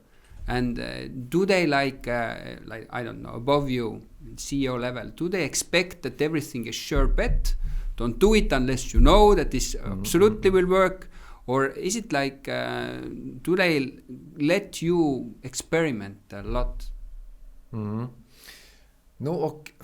The question is, experiment is not a bad word in a sense. I think maybe we imagine that, you know, that is guys or girls in the, you know, white suits making some kind of blows and we can ruin everything. So no, maybe it's strong word, right? But just to change this word, no, we should be more brave, I think, to find the new ways how to speak with our customers. And of course, it's sometimes take some kind of risk, the same memes and humor, the same that you are communicating without the pictures, right? How you call the products and etc. No, I remember I read in one book that there were banks who colored everything in pink, because, you know, we all like piggy banks and etc. And it was not successful. So I don't think we should do something like that. So there is a limit there. Why I express it was because we have an experience, not mine, but in Estonian banking environment. Before SEB actually became SEB here in Estonia, they had the Estonian Union Bank, it's called, was before that, yeah. It's now, of course, a part of the SEB. And at the time, it was owned by Italian businessmen. A lot of them there were, and then agency, but it's in the late 90s or something, long time ago. There were ads that played with this Italian team. Like I know I have shown my students in university the ad still in YouTube. It's available. Maybe I will give you a link. So because it's in Italian. So it's Banco Unione, yeah, Banco Unione. It was like something like Prosento Ottimale, Confidenziale, and then it's like a little bit like womanizer type of men there, and there it was just one example, but a lot of ads, not very traditional banking ads, and they were like very successful in the terms that awareness was there, everybody remembered, they liked it. But what it actually did for the bank was the trust was not very big among the people who gave the feedback. So what I took from that you can do a lot of things, but in some areas there are things that you cannot like step over it. And banking is a trust business. Yeah, you give money as an investment as you try to gather the pension, etc. So you can play, but there are limits there. Yeah. So that's why I'm talking about experimenting. Yes, you have to be out there, different, get noticed, but you cannot go over the line, and the line is somewhere. We don't know where it is. Yeah. Yeah, exactly. No, bank fulfills very important function in society, right? It should be trusted partner, but it should be also a partner that you are not afraid to approach, in a sense, right? Yeah. Banks should not live like closed door institution. Like different life, and you are scared of it, or somewhere, or this person works in bank. Whoa, I'm so shy, and etc. So and why you are not coming here with a gray like suit? Yeah, yes, should be like you are representing some big institution. And that's so I think trust, of course, like you told, that's the main thing of the banking, but it doesn't mean that trust is boring in a sense, right? Yeah, but I'm just thinking, how do you evaluate the idea against this? I would say trust is not the only word, but I would say that when you think, let's do meme campaign. But okay, but is it something against that should happen with the trust? I have to. Maybe I wouldn't be so bold. I don't know. How do we evaluate those type of ideas? No, we talk to each other. We have the brand manager in the Baltics. We have also colleagues in the Sweden. We actually work pretty closely with each other, share, and if we have this feeling, is it really SEB? No, then we kind of checking, right? No, it is. Why? Why not? That's right? why cats and dogs are always right. Okay. Yes. But we need to be brave, and otherwise we can just reuse the same content. And actually, a couple of years ago, we reused in campaign the same content, like one by one. 2 years in a row. And it was a campaign Pension Has a Power, where we highlighted what's inside and what kind of impact we do for environment, local investments, local companies, and etc. We have special dedicated landing page for that, and we saw that first year was cool, second year recognition a bit lower, right? People also expect something new in a sense, so you keep the tonality, right? So they understand that's SEB, but you need to have new topics what to talk about. No, so otherwise we've been that uncle on the table who always tells the same story, how he did this or that, right? So the new narratives could come in, and we should represent the reality where we are, right? We need to use the momentum, depends on what kind of days and etc. And this experimenting, in a sense, I'm like this word. Maybe it sounds like, too much, but I've been experimenting, for example, in my LinkedIn account, where I should not go out maybe with SEB, but I can do as Eriks, right? Yeah. And I don't know. The latest ones are that I've been doing some kind of corporate poems about corporate investments in the pension, or we had a great person's jubilee last week, Raimonds Pauls, which is the one of the... We had it in news as well. So, 90 years. Yeah. Therefore, I created a gamma based on the pension, right? Do, re, mi, fa, sol, la, si, do. And then I put the picture where I'm playing clarinet, for example. But you play actually? Yes. You I have finished studied the music school as well. As a clarinet. Yes, yeah. So that kind of communication. You didn't mention it, so you have lost yourself as a musician, yeah?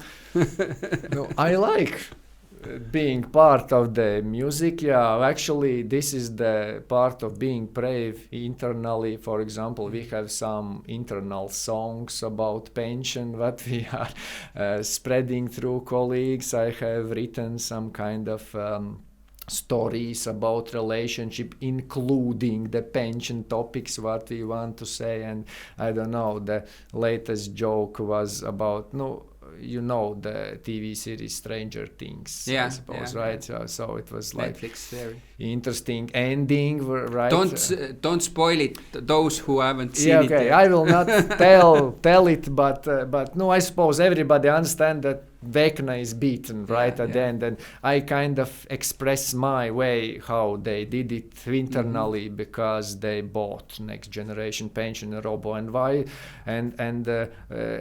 Robo Investor, and that's it. And this is the way how to beat Vecna, because Vecna is about, afraid of future, right? So about that. By the way, if you are posting in LinkedIn, do you do it in Latvian or in English, or both? How do you Both. Because you have a wider connection area, and it means that you have to communicate with both languages. But it's in the same post, or you have different post and you do a different. It's not always you will translate it to either language, yeah? I'm doing that in 2 languages based on the content. Yeah, for example, this last one about Raimonds Pulse, I did it in Latvian because it's kind of more Latvian thing. But when I represented the memes, I did it in English. When I wrote something in how I visited Estonia, I will also put a post after this trip to Estonia. Then of course I'm using the English, but speaking both languages in internal communication, I'm using the local language, in a sense that AI are so cool that it helps me to be Estonian and Lithuanian, and we have Viva Engage, local social media account for employees, and when I'm sending something to Estonian colleagues, I do it in Estonian. In Lithuania, I do it in Lithuanian. Also, in Lithuania, I have recorded some videos by telling something in Lithuania. I think that's also part of my job, to be half Latvian, half Estonian, and half Lithuanian. And AI tools are great for that. What about the official channels for the SEB? Is it also in Latvia you have Latvian social media accounts, I would say. Yeah. It's Latvian, or you use several accounts for different languages? So how it's set up actually? Each country has intranet, of course, and also local social media accounts that are internal, just for the employees.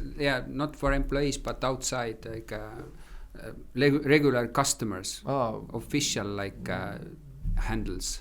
No, basically, it maybe depends per the country, but generally it's local language and English. Yeah. But these are separate accounts. It's not in the same account. Yeah. If you mean about social media, then it's just the local language. Just one language. Just one language. Yeah. Local one. Mm-hmm. Talking about partners, you mentioned Panka as a partner, but how do you yourself have been, or now when you are choosing partners, like creative partners, media partners, I don't know, event partners, whatever type of partners, how do you choose them? What is important to you? Mm-hmm. First of all, partners are crucial. I would say this everything what we have done, it was together with the creative agency and media agency, and actually sometimes they even push us to be more braver in a sense, or they are offering different kind of ideas, right? You asked previously how you know that's not too much, right? Sometimes agency offers something that are too much in a sense, right? And then you think, but maybe it's not so bad. So you need to see it visually before you think about that. So I think that this right match is very important. If we speak about choosing, it's the teamwork, right? Because usually we are choosing the partners for whole Baltics. So there are a lot of people involved there, and many factors that are included. Is it important for you that the Baltic partner has offices in Latvia, Lithuania, and Estonia, or it could be just in one country, the office, and they will somehow handle it? How you are choosing the pan-Baltic partners? In our experience, I don't think that's a problem if there are no direct kind of office in some countries or but they cities. Should have some association so they can do the work, so they should handle it in a way. We can use different partners in a sense. There could be one like umbrella partner that thinks about creative concept, and creative concepts are always in English.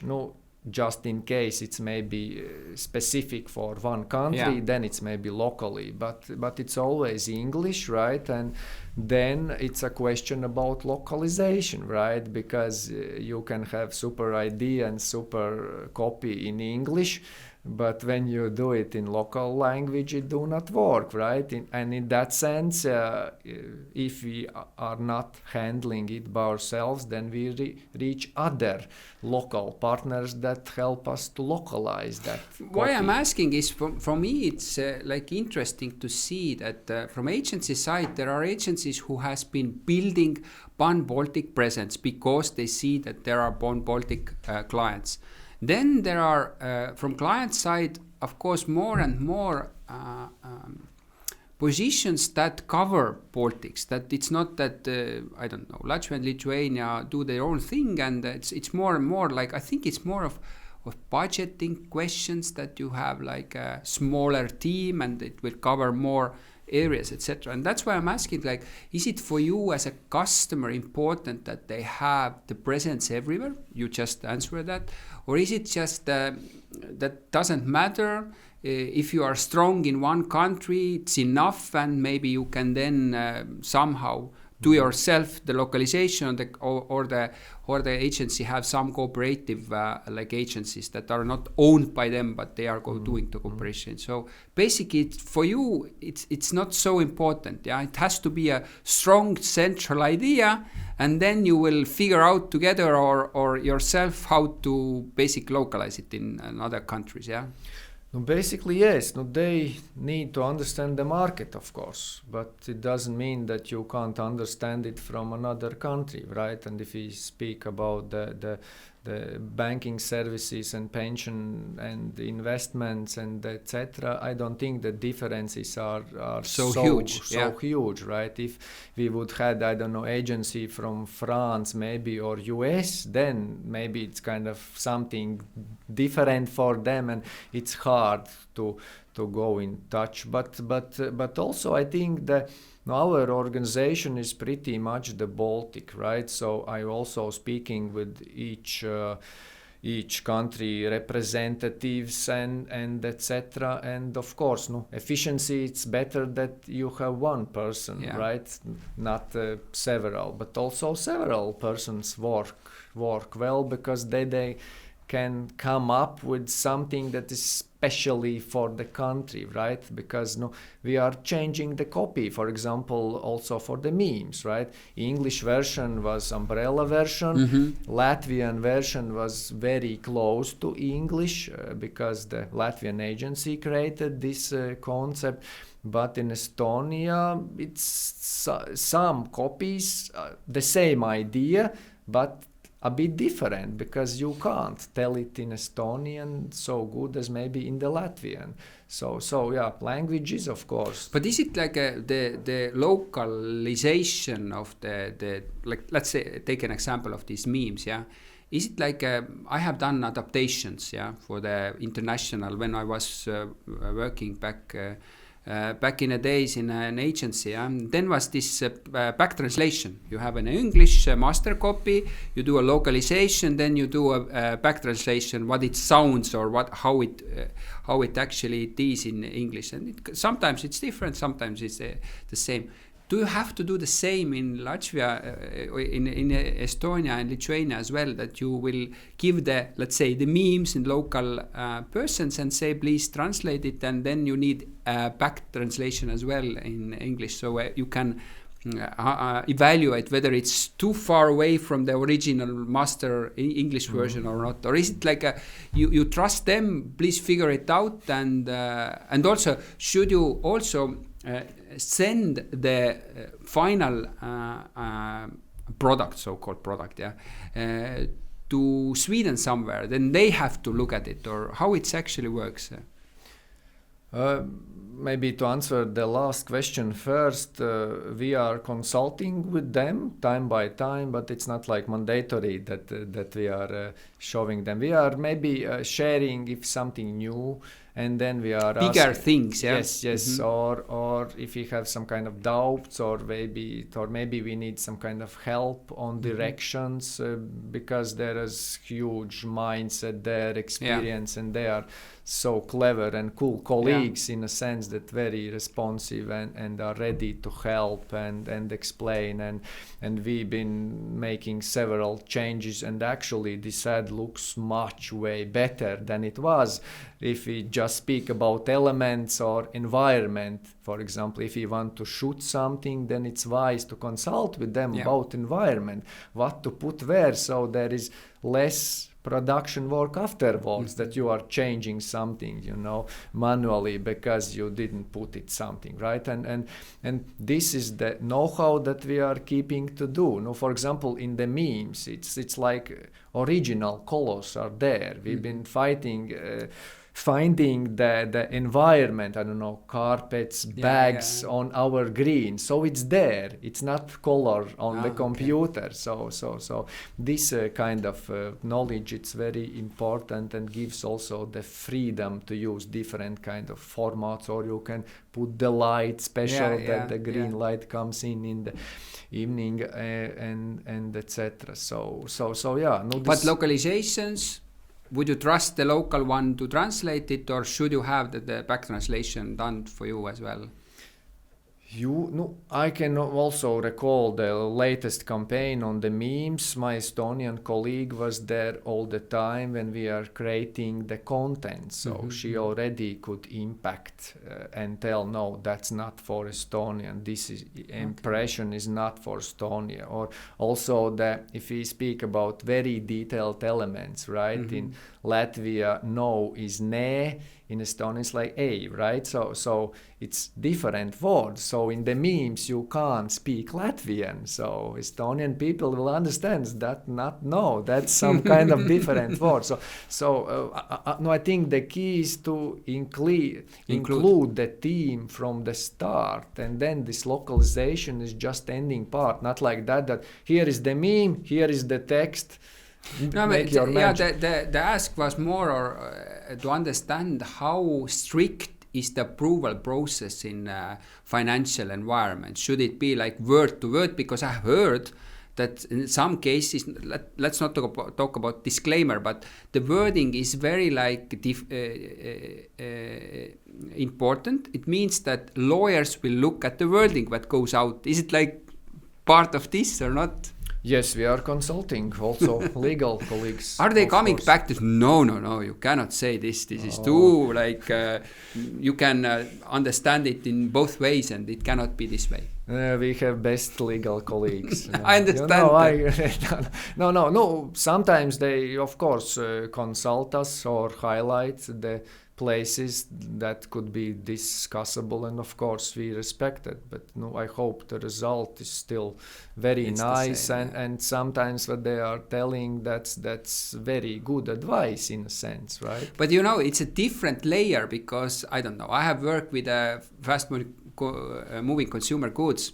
There is no lawyers. It's not a problem. You can say, of course there is law, and you have to abide it. Go about it and understand what it's all about, but it's not so strict, and that's why I'm thinking financial services is a little bit stricter communication. Yes. What about communication? You have a title, communication. Does it include also the media relations as well? Yes, we are also there using the partners, the PR agency, and also bank colleagues help us. That's also. How big part of it is actually daily or work flow? Is it like big part to have inquiries from media, to think about how to have communication, like not paid communication, but relationship type of communication to the media? No, we always try to be proactive, of course, and we have a plan on our spokespersons and the topics, and there are some kind of routines. For example, in investment reports quarterly, or if something happens, for example, Trump tariffs, right? Then we come up and etc. And we are encouraging our spokespersons, also investment fund managers, to be active on the LinkedIn and share their thoughts and etc. So it's important part. We try to be proactive. Regarding the media requires, it depends on the period. Like if something happens or there are some kind of political changes, law changes, for example, now in Lithuania, of course, we've been dealing with a lot of media requests because pension reform is there, right? And actually every day there is some kind of message about the pension, and our task is to be there, and we successfully have done it. Our fund manager or the branch manager basically are always there. And for PR, the main thing is to keep the narrative, right? What we want to say there. And it's usually very simple, right? It's about sufficient pension, that you need to have both. You need to have second pillar and in the right fund you should save, right? And you should have voluntary pension. Also, you should have an employer who pays pension for you as well. You should have a risk insurance because it's part of the equation, right? It's not like that risk insurance is something different in a sense. No, for example, person is saving, doing it well in the right fund with right contributions, everything's fine. Something happened with, I don't know, back, hand, leg, and etc. If there is no risk insurance, maybe person will stop their future contributions and put money to this health issue. So also the pension planning is kind of very vulnerable. So that's a perfect combination if person has second pillar, third pillar, and also the risk insurance, especially those professions that work with, I don't know, hands, for example, right? If something happened to hairdresser hand, that's it, right? They business stops. Job, and also no pension contributions in a sense. So that kind of narratives we are trying to speak about with the surveys, right? What do people think, with some kind of opinion article, with the trends, what we hear from, I don't know, external sources, European organizations, also the same female question, right? No, we should be there because part of society, read news every day. Part of society don't read news, right? But we should be there, and we should be part of those kind of big events, because pension is big question, right? Finally, I want to dream about about the future in 5 years. What do you think will happen with the communication marketing area here in Baltics? Will it be the same? Artificial intelligence will take some part of it, or what do you think? And the second one is, where do you think you are in 5 years? Okay, let's take then the first one. What will happen? Of course, something will be about AI. That's definitely. Maybe I will not answer what will happen, what I would like to happen, right? So I hope that customer-centric approach will be everywhere.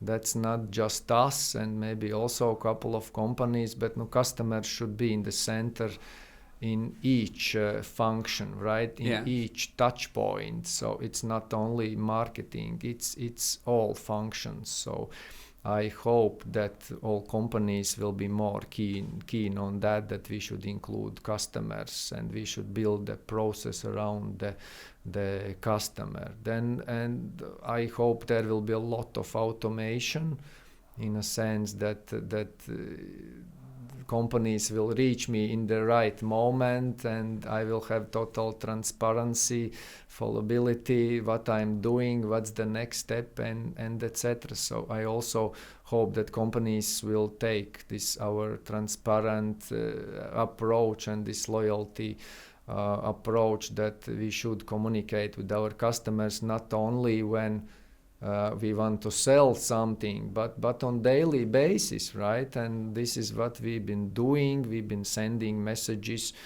even if there are some kind of crisis happens and then are downturns in the market, because people should understand, it's up and down, it's normal situation, and it's actually maybe good situation, because when in the market is something dropping, it means sales. It means that you go and buy your jeans for cheap money. Yeah.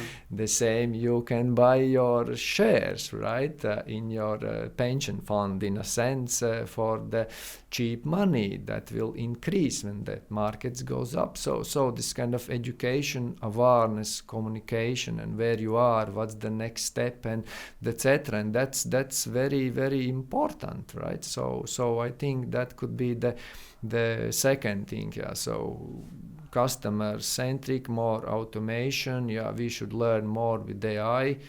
I doubt that AI will kind of substitute this cool creativity thing. No, at the moment also, there are a lot of projects where AI are involved, but idea, I suppose, it's human, right? AI can help with this, how to do that, but not what to do. Also, I don't know, if I look and this big catalog of the red dot, some companies there is about AI, but some winners are very far from AI. Yeah. They did it, good idea, good work, right, and etc. But yeah, of course, yeah. And yourself? I don't know. Some other successful campaigns, what you are dreaming of? I hope that pension will be more common.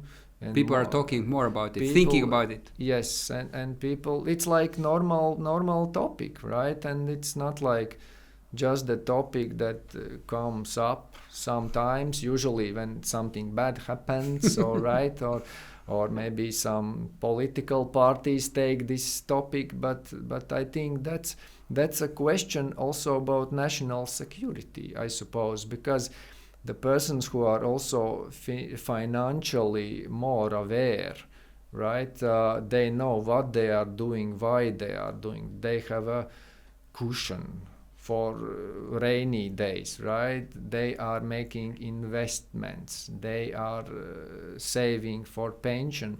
It's much more harder to impact them with some kind of populism. So I suppose it's our all kind of interest, because also the persons who took out money, for example, for the second pension pillar, right, they will be more vulnerable in the pension time, and we will pay for that, right? So in our interest is to share it, like that's, I think after 5 years we will be much closer. We already see the huge trends internally. We see huge trends in the corporate field. A lot of companies invite us to tell our story, to educate on that, because you need to have 3 pockets. So yeah, maybe that's also one of the ideas in my private field, not the SEB, right?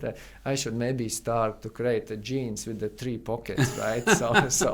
so that just to highlight that, yeah. So. You have a degree in political science. You can go be a politician and do their big works as well in terms of pensions, yeah?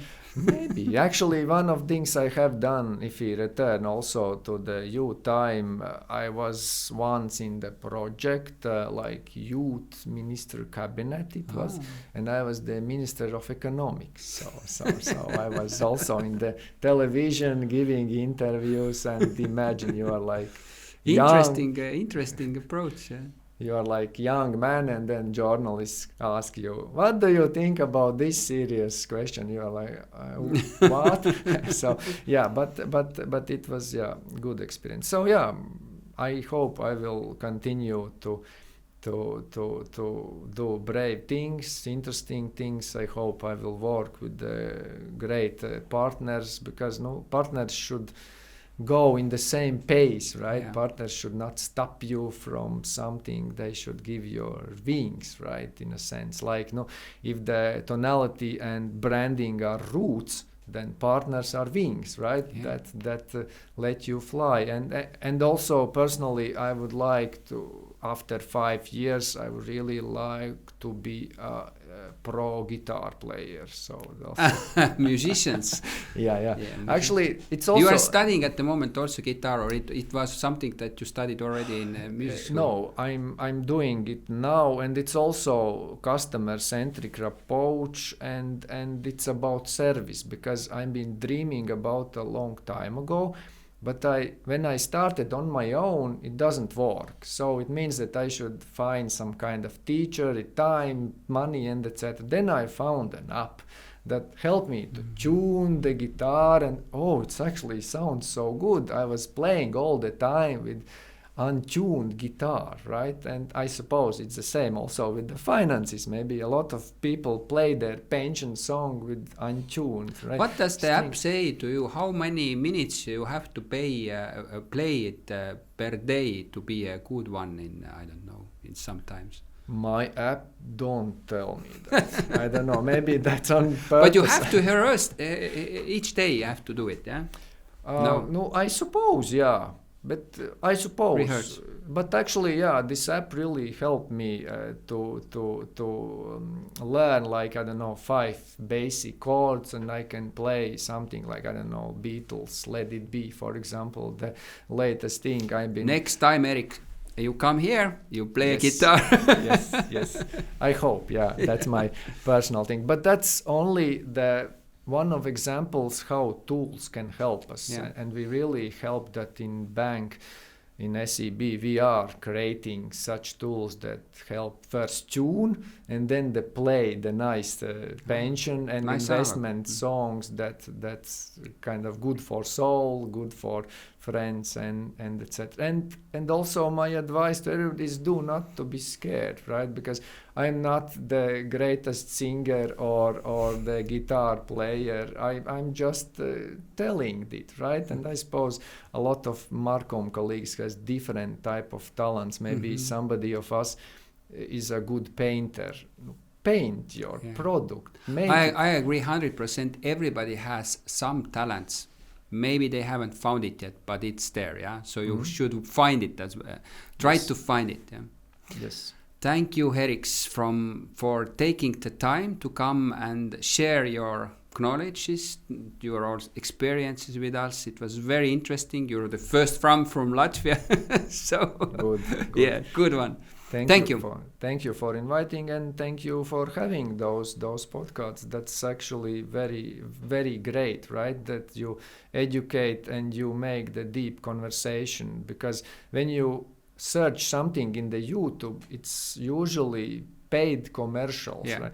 Companies give you 5 tips, and all tips are about things they are doing, right? Yeah. And also for Marcomers, it's very hard to find this true essence. So thank you what you are doing. I think that's great. You're welcome. Thank you everybody else for listening, and please come back for the next time. Goodbye.